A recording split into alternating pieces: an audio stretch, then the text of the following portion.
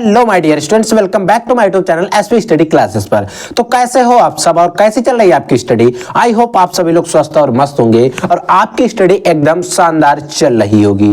तो बच्चों, आज हम लोग पढ़ने वाले हैं क्लास 12 हिंदी के बारे में। क्लास 12 हिंदी के 20 वेरी मोस्ट इंपॉर्टेंट टॉपिक्स या क्वेश्चंस को हम डिस्कस करेंगे।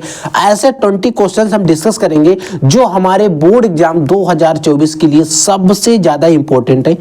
अगर आप बोर्ड एग्जाम 2024 देने वाले हो ना, तो आज के इस लेक्चर को आपको जरूर देखना है, पूरा देखना है। आज हम जो टॉप 20 क्वेश्चंस आपको बताने वाले हैं, ऐसे 20 महत्वपूर्ण क्वेश्चन हैं जो हमारे हर साल बोर्ड एग्जाम में आते रहते हैं और इन क्वेश्चंस को आपको रट कर ही जाना है। आपको जो भी मैं आज 20 क्वेश्चंस बताऊंगा विद सोल्यूशन के साथ, और ऐसे क्वेश्चन है अगर आप प्रीवियस ईयर के पेपर उठाओगे ना, तो उन पेपर में सारे क्वेश्चंस आपको मिलेंगे। पेपर में जो क्वेश्चंस आते हैं वो लगभग इंपॉर्टेंट क्वेश्चन होते हैं। ये चीज आपको भी पता है कि लगभग 50% पेपर जो हमारा क्वेश्चन पेपर आता है वो पेपर से ही आ जाता है अगर आप प्रीवियस ईयर पढ़ लेते हो। तो हम बात करेंगे प्रीवियस ईयर के क्वेश्चन पेपर की, और इसमें हमने कुछ नए पेपर भी, नए क्वेश्चन भी मेंशन किए जो आपके पेपर जो 2024 का बोर्ड एग्जाम होने वाला है उसमें भी आ सकेंगे। तो इन सभी क्वेश्चंस को हम लोग डिस्कस करेंगे।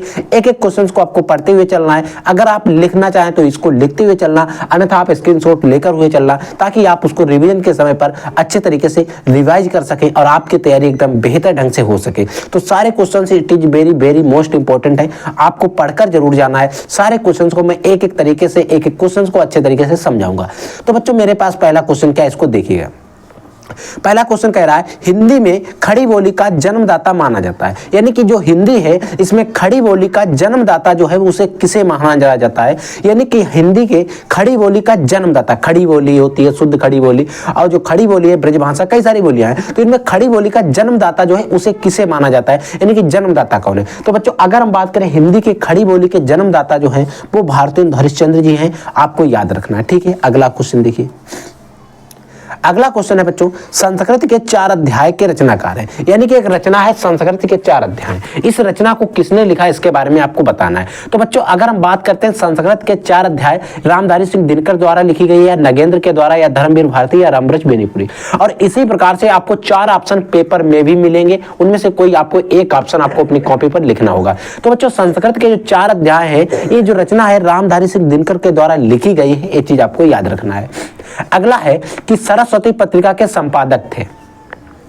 अब देखिए यहां पर क्या होता है बच्चों, हजारी प्रसाद द्विवेदी और महावीर प्रसाद द्विवेदी में कंफ्यूज हो जाते हैं। उन्हें पता तो रहता है लेकिन वो जल्दी में मार देते हैं, क्योंकि एक जैसे नाम हजारी और महावीर, हजारी और महावीर में सिर्फ अंतर है, बाकी सब प्रसाद द्विवेदी सभी में सेम है।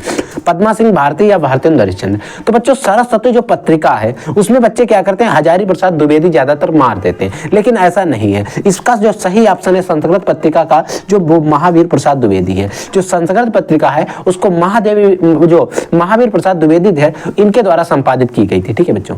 अगला है, विद्या की दृष्टि से, जो विधा की दृष्टि से बेलग्गा से गंगा एक रचना है। इसके जो रचना है एक किस निबंध संग्रह से या किस संग्रह से ली गई? ये निबंध है, उपन्यास है, आत्मकथा है, या यात्रा बंध है? ये जो रचना है बच्चों बोर्ड के पेपर में कई बार आ चुकी है। ये उपन्यास है या फिर कहानी संग्रह में? तो बच्चों, जो बेलंगा से गंगा जो है एक रचना है, ये किस विधा से है? तो बच्चों, अगर बेलंगा से गंगा की बात करते हैं तो एक कहानी है।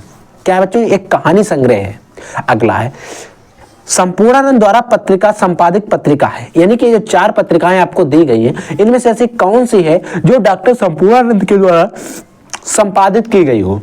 सरिका है, मर्यादा है, दिनमान है, या धर्मयुग है? तो बच्चों, आपको पता होना चाहिए जो संपूर्णानंद थे उन्होंने जो मर्यादा पत्रिका थी उसका संपादक किया था। किसका बच्चों? मर्यादा पत्रिका का, ठीक है सर।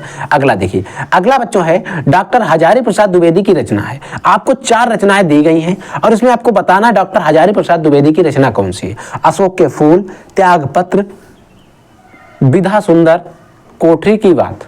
तो बच्चों, अगर हम बात करें हजारी प्रसाद द्विवेदी की, तो आपने अशोक के फूल एक रचना देखी है जो आपके चैप्टर भी है आपके सिलेबस में। तो हजारी प्रसाद द्विवेदी ने लिखा है जो अशोक का फूल है वो पूरा चैप्टर, और ये एक रचना है। अगला क्वेश्चन देखिए। अगली बच्चों रचना है कि रानी केतकी की कहानी के लेखक है। यानी कि कहानी है रानी केतकी की, इसके लेखक कौन है? सदा सुखलाल जी हैं, राजा लक्ष्मण सिंह हैं, श्रद्धा राम फिल्लौरी जी हैं या इंसा अल्लाह खां हैं। तो बच्चों ये रचना लगभग सभी स्टूडेंट्स को पता होती है और आपको भी पता होनी चाहिए। इसके जो रचनाकार हैं इंसा अल्लाह खां जी हैं। तितली के लेखक हैं कंकाल और तितली, दो उपन्यास हैं। किस लेखक के जो दो उपन्यास हैं, प्रसिद्ध उपन्यास हैं? आज्ञा की है श्याम सुंदर दास, प्रेमचंद या जयशंकर प्रसाद? आपको पता होना चाहिए। बच्चों रचना है कंकाल और तितली, दोनों के रचनाकार कौन है? आपके जयशंकर प्रसाद हैं। अगला है निंदा रस, किसकी रचना है? एक रचना है निंदा रस, इसको किसने लिखा? मोहन राकेश ने, श्याम सुंदर दास ने लिखा, हरिशंकर परसाई ने लिखा या फिर भारतेंदु हरिश्चंद्र ने लिखा है? तो बच्चों अगर हम बात करते हैं निंदा रस की, तो आपने पढ़ा होगा जो निंदा रस रचना है वो हरिशंकर परसाई की है, जो आपने एक चैप्टर पढ़ा है उसी में है। ठीक है, अगली है भारतेंदु से पूर्व के लेखक, यानी कि भारतेंदु युग जो था उससे पूर्व जो थे उनके लेखक कौन थे? उसमें लेखक तो पूर्व में कई सारे होंगे, आपको भी पता है कई सारे लेखक थे, लेकिन उन कई सारों में से एक नाम इसमें भी है। जो कई सारे हैं उनमें से एक नाम इसमें भी है। श्याम सुंदर दास, चंद्रधर शर्मा गुलेरी, राय किशन दास और डॉक्टर श्याम सदा सुखलाल है, श्याम सुंदर दास है। ठीक है, कौन सा सही होगा? तो बच्चों अगर हम बात करते हैं जो सदा सुखलाल जी थे वो भारतेंदु युग से पूर्व के लेखक थे, आपको याद रखना है। साकेत एक रचना है, इसके रचनाकार कौन है? जयशंकर प्रसाद, रामधारी सिंह दिनकर, मैथिली शरण गुप्त या भगवती चरण वर्मा? तो बच्चों अगर हम बात करते हैं साकेत की, तो साकेत मैथिली शरण गुप्त के द्वारा रचना की गई है। ठीक है, अगली है दीपशिखा की रचयिता कौन है? अब देखिए यहाँ पे एक चीज, रचयिता का मतलब दीपशिखा की रचयिता, यहाँ पर एक चीज तो आपको समझ में आ रही है, इसमें इस रचना की रचनाकार जो है वो एक लेडीज है।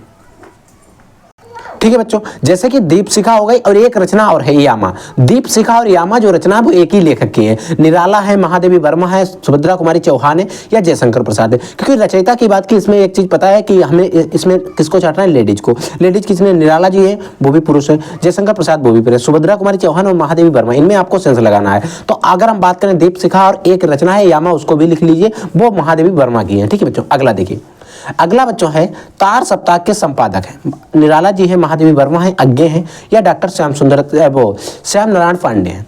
तो बच्चों अगर हम बात करते हैं तार सप्ताह की, तो तार सप्ताह पर क्वेश्चन हमारे बोर्ड एग्जाम में लगभग हर साल पूछा जाता है। तो तार सप्ताह को आपको याद रखना है किसकी है? अज्ञे की है। ठीक है, अगली बच्चों है कि वीर गाथा काल के कवि हैं, यानी कि इनमें कौन से कवि जो हैं जो वीर गाथा काल के हैं? भूषण है, केशव दास है, अज्ञे हैं या फिर चंद्रबरदाई हैं? तो बच्चों अगर हम बात करते हैं कि वीर गाथा काल के लेखक हैं, तो आपने चंद्रबरदाई के बारे में पढ़ा होगा, ये जो है हमारे वीर गाथा काल के हैं, ये चीज आपको याद रखना है। ठीक है, अगला है बच्चों कामायनी महाकाव्य के रचयिता है, यानी कि महाकाव्य है कामायनी, इसके रचयिता कौन है? तो बच्चों अगर हम बात करें कामायनी महाकाव्य के, तो जयशंकर प्रसाद, सुमित्रानंदन पंत, निराला और धर्मवीर भारती। हमारे पास 4 ऑप्शन है, हमें कोई एक इनमें से सही छांटना है। तो जो कामायनी बच्चों एक महाकाव्य है, इसको आपके जयशंकर प्रसाद के द्वारा रचयिता की गई, रचना की गई, इसके रचयिता है। ठीक है बच्चों, अगला है लोकायतन के कवि हैं। लोकायतन एक रचना है, उसके कवि हैं निराला जी हैं, महादेवी वर्मा है, रामधारी सिंह दिनकर जी हैं या सुमित्रानंदन पंत हैं? तो बच्चों अगर हम बात करते हैं लोकायतन की, तो इनको लिखा है सुमित्रानंदन पंत के द्वारा।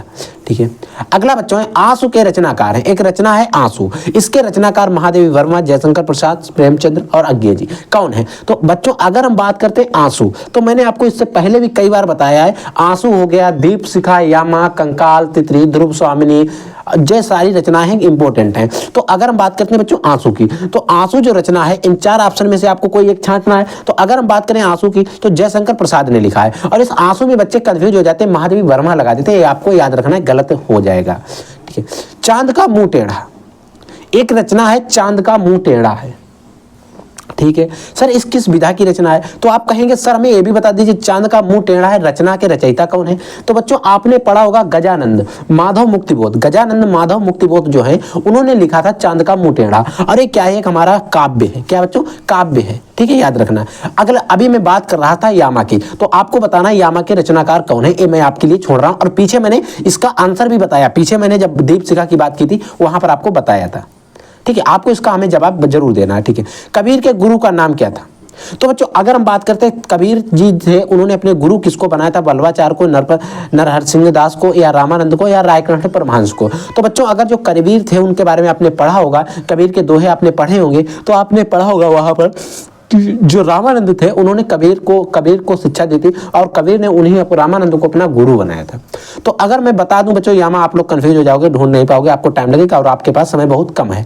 यामा जो रचना है वो महादेवी वर्मा की है और जो दीपशिखा और यामा दोनों रचनाएं थी वो महादेवी वर्मा की ही थी। तो बच्चों ये थे टॉप 20 क्वेश्चंस जो मैंने आपको बता दिए। ये सारे क्वेश्चंस हमारे गद्य के भी इसमें मेंशन है और पद्य के भी हैं और हमारे बोर्ड एग्जाम में मात्र 10 क्वेश्चन आएंगे। मैंने आपको 20 बता दिया। अगर आप ये 20 क्वेश्चंस तैयार कर लेते हो तो आपके बोर्ड एग्जाम में इससे बाहर नहीं आएंगे। आप इन क्वेश्चंस को तैयार करके जाइए। और भी कोई इंपॉर्टेंट क्वेश्चन होता है तो मैं आपको बता दूंगा, बस आप लोग को पढ़ते रहना है और आपको समय अपना वेस्ट नहीं करना है। ठीक है बच्चों, और भी क्वेश्चन होते हैं वो भी मैं आपको बताऊंगा, तो आप लोग पढ़ते रहिए, आगे बढ़ते रहिए। अगर कोई डाउट, कोई क्वेश्चन, कोई क्वेरी होती तो आप हमारे कमेंट सेक्शन में कमेंट करके पूछ सकते हैं। I will take next class. तब तक के लिए जय हिंद, वंदे मातरम।